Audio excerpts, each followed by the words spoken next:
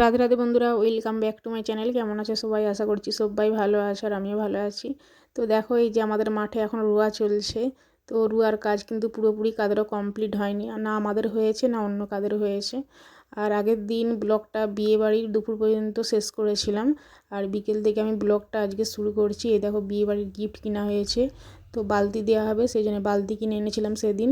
আর এই যে দেখো, বালতিটা কত বড়! তো এই বালতিটার দাম কিন্তু অনেক পড়েছে। এই বালতিগুলোই আগে 1000 টাকায় পাওয়া যেত, কিন্তু এখন অনেকটা দাম বেড়ে গেছে, যেহেতু সোনার দামও বেড়ে গেছে সেই জন্য এইসব জিনিসেরও দাম বেড়ে গেছে, দোকানদার বলল। তো তারপরে সন্ধ্যাবেলায় যে রেডি হয়ে গেছি আমি, আমার ছোট মেয়ে, বড় মেয়ে ওদিকে রেডি হচ্ছে, এখনও রেডি হয়নি। ও যেহেতু টিউশনি পড়তে গিয়েছিল সেই জন্য এখনও রেডি হচ্ছে। তো ওর একটু লেটই হচ্ছে যেহেতু টিউশনে গিয়েছিল। আর আমি আর মেয়ে দুজনেই কিন্তু রেডি হয়ে গেছি। তারপরে যে চলে এলাম বিয়ে বাড়ি। বিয়ে বাড়িটা হচ্ছে একদমই সামনে আমাদের পাড়াতেই, তো বাড়ি থেকে একদমই কাছে, তাই হেঁটে হেঁটেই চলে এলাম সবাই মিলে। তো আমাদের বাড়ির সবাই মিলে আমরা এলাম। আর এই যে আমার জায়ের হাতে বালতি দিয়ে দিলাম, তো সেই নিয়ে যাচ্ছে। আর দেখো, পুরোটা কিন্তু মিনিচার দিয়ে সাজিয়েছে, আর খুব চারদিকটা আলো দিয়ে খুব সুন্দর করে সাজিয়েছে, আর দেখতে কিন্তু খুব সুন্দর লাগছে।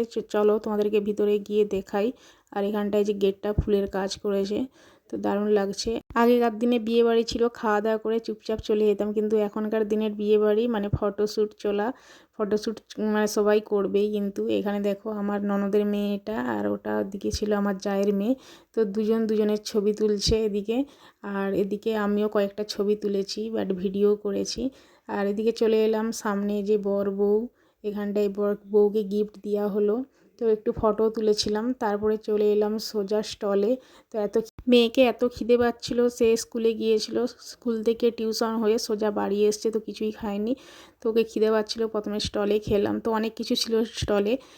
মোমো ছিল, তারপরে কফি ছিল, ফুচকা ছিল, তো অনেক কিছুই ছিল। তো পকোড়া ছিল, আমি শুধু মোমোটাই খেয়েছিলাম।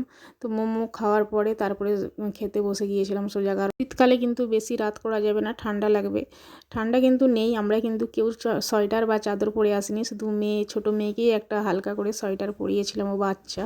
তো তারপরে আইসক্রিম খাওয়া দাওয়া করে বাড়ি চলে এলাম। এই যে মেয়ে এখন শাড়ি চেঞ্জ করে মুখ হাত দিয়ে শুয়ে পড়বো, কারণ অনেকটাই রাত্রি হচ্ছে, প্রায় 10টা বাজতে চললো, সকালে আবার উঠতে হবে। তো আজকের মতো গুড নাইট জানাই সবাইকে, দেখা হচ্ছে তোমাদের সাথে আবার পরের দিন সকালবেলায়। তো সকালবেলায় ঘুম থেকে উঠে যা যা বাসি কাজকর্ম ছিল সেগুলো সেরে নিয়ে, তো সকালবেলায় স্নান করে নিয়েছিলাম। এই জামা কাপড়গুলো কিন্তু ধোয়া হয়নি, পরে আবার বেলার দিকে। এমনিতেও প্রত্যেক দিন জামা কাপড় তো কাচার থাকেই, তারপরে বিয়ে বাড়ি যাওয়া মানে এক গাদা জামা কাপড় ঠিক বেরোবেই। তো ভাবলাম যে আজকে জামা কাপড়গুলো ধুয়ে দিই। তো সকালবেলাটা একটু তাড়াহুড়োই থাকে, কারণ সকাল সকাল বাসি কাজগুলো সেরে ঠাকুর ঘরে উঠতে হয় স্নান করে।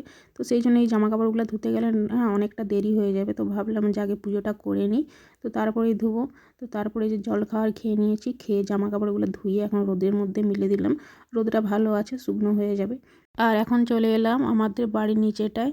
তো আমার ননদের মেয়ে, জায়ের মেয়ে, ওরা সবাই বেরিয়েছে, রেডি হয়ে গেছে। তো ওরা যাবে আমার মেজো জায়ের বাপের বাড়ি, তো ওখানে অষ্টম পাওয়ার বাড়ি আছে, সেই জন্য ওরা সবাই যাবে। তো আগের ভিডিওতে তোমাদেরকে বলেছিলাম যে দুটো আমাদের অনুষ্ঠান বাড়ি আছে, সেই কারণে আমার শাশুড়ি মা, এই যে আমার যা, তো সবাই মিলে বেরিয়েছে, ওরা যাবে। রেডি হয়ে বসে আছে, টোটোতে যাবে, টোটো এখনও আসেনি, সেই জন্য সবাই মিলে এখানে বসে আছে। তো তারপরে টোটো এলো, ওরাও চলে গেল, আমি চলে এলাম উপরে।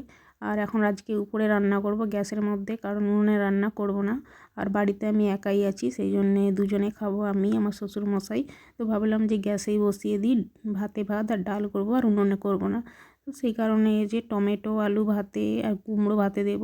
আজকে নতুন হাঁড়িতে ভাত বসিয়েছি, কারণ যে হাঁড়িটা রান্না করি ওটা উনুনে রান্না করা হয়, তো ওই হাঁড়িটা কালি হয়ে যায়। এক একদিন তো আর মানে রোজকার মাজা হয় না, তো যেদিন না মাজা হয় সেদিনকে গ্যাসের মধ্যে বসালে ওই উনুনে কালি হাঁড়িটা কিন্তু গ্যাসের মধ্যে বসিয়ে রাখলে প্রচুর পরিমাণে কালি পড়ে যায়। তো সেই জন্য ভাবলাম আরেকটা ছোটো হাঁড়ি নেই, তো এই ছোটো হাঁড়িটা ভাতটা গ্যাসেই হবে, আর বড় হাঁড়ির ভাতটা তখন উনুনে হবে। সেই জন্যেই নতুন হাঁড়িটা কিনে এনেছি কালকে বিয়েবাড়ির গিফট কিনতে গিয়ে, তো এই হাঁড়িটা আনা হয়েছে।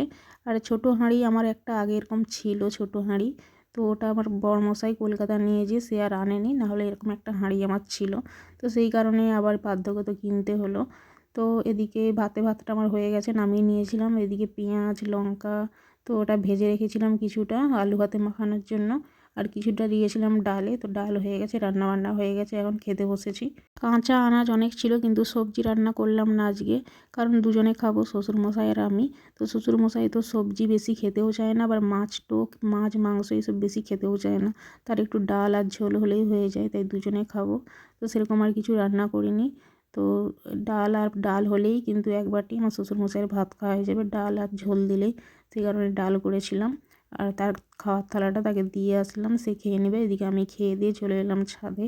আগের দিন তো উনুনে রান্না করেছিলাম, সেই কালি হাঁড়িটা ছিল, তো ওটা সকালবেলা মাজা হয়নি। সকালবেলায় দিয়ে এসব কাজগুলো করতে যাই না, অনেকটাই দেরি হয়ে যায়, তো সকালবেলা মাজা হয়নি। এখন এই যে হাঁড়িটা মেজে নিচ্ছি, আর আজকে তো গ্যাসেই রান্না করলাম, তো সেই কারণে হাঁড়ি টাড়ি একদম মেজে নিয়েছি। আর হাঁড়ি মাঝামাঝি করে জামা কাপড়গুলো এখন সব উল্টে দিচ্ছি, কারণ উল্টানো হয়নি, জামা কাপড়গুলো ভিজে ভিজে আছে। তো ভাবলাম যে হালকা হালকা রোদ আছে, জামা কাপড়গুলো এখন উল্টে পাল্টে দিই, উল্টে পাল্টে দিলে কিন্তু শুকনো হয়ে যাবে। আর শাড়িটা এখন তুলে নিচ্ছি, নিচে নিয়ে চলে যাব। তো শাড়িটা তো তুলে নিয়েছিলাম, ভেবেছিলাম যে নিচে নিয়ে চলে যাব, কিন্তু শাড়িটা না এখনও ভিজা। তো ভাবলাম যে একবারে ভালো করে এরকম কুঁচিটা ধরে নিয়ে ভালো করে রোদে দিয়ে দিই। তো এখনও কিন্তু রোদ আছে হালকা হালকা, ওই ভিজে ভাবটা এখন আর থাকবে না, শুকনো হয়ে যাবে, পরে তখন তুলে নেব। তো তাও এইভাবে করে এখন এই যে রোদে দিয়ে দিলাম শাড়িটাকে। তো খাওয়া দাওয়া তো করে নিয়েছি, এবার নিচে যাব। মেয়েরা এখনও আসেনি, মেয়েরা হয়তো একটু পরে আসবে। আর এখন যাব ব্যান ভাঙতে, কালকে রুয়া হবে। তো মাঠে যাব, মাঠের কাজ বাকি আছে। তো চলো মাঠে যাই, আর যদি পারি তোমাদের সাথে অবশ্যই ভিডিও শেয়ার করবো, মাঠের ভিডিও। তো চলো। তারপরে খাওয়া দাওয়া করে ব্যান ভাঙতে গিয়েছিলাম, কিন্তু ব্যান ভাঙার ভিডিও তোমাদের সঙ্গে আর শেয়ার করা হয়নি, কারণ মেয়েরা এসেছিলো অনেকটাই দেরি করে, তো ক্যামেরা ধরার মতো কেউ ছিল না, আর আমি তো জলে কাজ করেছিলাম, তো সেই জন্য আর শেয়ার করা হয়নি। এখন চলে এলাম আমি আমাদের সবজি জমিতে। তো মেয়ে যে ফুল তুলবে, ওকে বললাম ফুল তুলে রাখতে, কারণ কালকে মাঠের কাজ হবে, ধান রোয়ার কাজ হবে। তো সেই জন্য ফুল তোলার টাইমটা পাবো না, ওকে বললাম মেয়ে আজকে সন্ধ্যা দেবে, তো সেই জন্য বললাম ওকে ফুলগুলো তুলে রাখতে। ফুল কিন্তু নেই পূজা করার জন্য। তো আমাদের দেখো সবজি বাগানে অনেক কিন্তু সবজি হয়েছে, মটরশুঁটি, শাক, পেঁয়াজ, এই তো অনেক রকমের কিন্তু সবজি হয়েছে। এখানে মেয়ে ফুল তুলছিল, এখন এদিকে চলে এসছে। কত সুন্দর সুন্দর দেখো, কুমড়ো শাক, লাউ শাক, কত কিছু হয়েছে। তো আমি কিন্তু অন্য অন্য বছর লাগাতাম শাক সবজি, এই বছর আর লাগানো হয়নি। আর গাঁদা ফুলগুলো দেখো কত সুন্দর, কত বড় বড় ফুলগুলো, এত বড় বড় ফুলগুলো হয়েছে, কিন্তু ফুলগুলোর মধ্যে না পোকা ধরে যায়, নষ্ট হয়ে যায়, সেই কারণেই চিক দেওয়া আছে। চিক বেঁধে রাখলে এইভাবে কিন্তু নষ্ট হয় না। তো অনেকগুলো ফুলেই কিন্তু চিক দিয়ে আছে, অনেকগুলো এমনিও আছে। তো মেয়েকে বললাম এই যে ফুলগুলো তুলে নিতে। এই ছোটো ছোটো ফুলগুলো কিন্তু ছোট, আর যেগুলো চিক বাঁধা আছে এগুলো অনেক বড় বড়। তো যাই হোক, এখান থেকে আমাদের যে চাষ করা হয়, যে ধান বাড়ি, ওগুলো দেখা যাচ্ছে। আর ফুল তোলার কাজ কমপ্লিট হয়ে গেছে, এখন যাব বাড়ি। তো মেয়েকে বললাম ফুলগুলো ভালো করে ঝুড়ির মধ্যে রেখে দিতে, নাহলে পড়ে যাবে। একদম এক ভর্তি ঝুড়ি ফুল হয়ে গেছে। এই বছর শাকসবজি আমি লাগাইনি, আমার জায়েরাই সবাই লাগিয়েছে। আর এখন মেয়েকে দিকে ডাকছি সব বাড়ি যাওয়ার জন্য। ও ফুলগুলোকে সে বের করতেই আছে, ছোট ফুল বড় ফুল সব মিশে গেছে, সেগুলোকে বের করছে এখনও। তোকে ডেকেই যাচ্ছি, ও এখনও আসেনি। তারপর এদিকে মেয়ে চলে আসলো, আর এখন বাড়ি যাই চলো। মেয়ে এদিকে সন্ধে দিবে, সন্ধে হয়ে যাচ্ছে, বেলা কিন্তু বেশি নেই। তারপরে মেয়ে এদিকে এসে সন্ধে দিতে লাগলো। তো আজকে যেহেতু মাঠে গিয়েছিলাম, মাঠ থেকে আসার পর আর ভালো লাগছে না, তো মেয়েকে বললাম যে আজকে সন্ধেটা দিয়ে দিতে, সেই জন্য মেয়ে এদিকে সন্ধে দিচ্ছে। তারপর দেখি সন্ধে দেওয়ার কাজ হয়ে যেতে এখন এই যে চা করে নিয়ে এসেছি, তো তিনজনে মিলে বসেছি। ছোটো মেয়ে তো এখনও এসে জামা খোলেনি, জামাতে কত দেখো আবির লাগিয়েছে। তো অষ্টম পাওয়ার বাড়ি গিয়েছিল, সেখান থেকে সাদা জামাতে আবির লাগিয়ে নিয়ে এসছে। তো জামাটা ধুলেও যাবে কিনা জানি না, রং লাগিয়ে নিয়ে এসছে।